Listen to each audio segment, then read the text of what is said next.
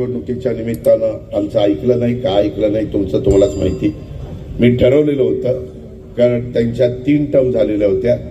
म्हणलं ह्या वेळेस टर्म झाल्यानंतर मी तुम्हाला लाल दिवा द्यायचं ठरवलं होतं, पण तुम्ही जर घेतला नाही तर मी काय करू. मी ठरवलेलं होतं, कारण सिनियरिटीमध्ये देखील जिल्ह्यात माझ्यानंतर त्यांचाच नंबर होता.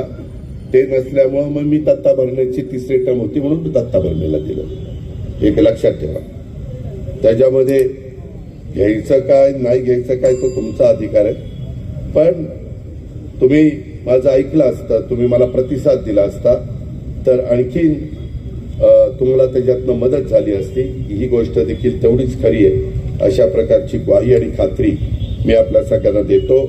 एकंदरीतच ग्रामीण आणि शहरी भागाच्या समतोल विकास करण्याच्या दृष्टिकोनातून आम्ही महायुती सरकारमध्ये सगळेजण काम करतोय. आमचं सगळ्यांचं ध्येय आहे शिवशाहू फुले आंबेडकरांच्या महाराष्ट्राचा सर्वांगीण विकास झाला पाहिजे. आणि शहर असो किंवा गाव असो, प्रत्येक भागामध्ये आपल्याला कशा सुविधा, रोजगार, शिक्षण, आरोग्य आणि विकासाच्या योजना देता येतील, अंमलबजावणी करता येईल, त्याबद्दल मी आणि माझे सगळे सहकारी कटिबद्ध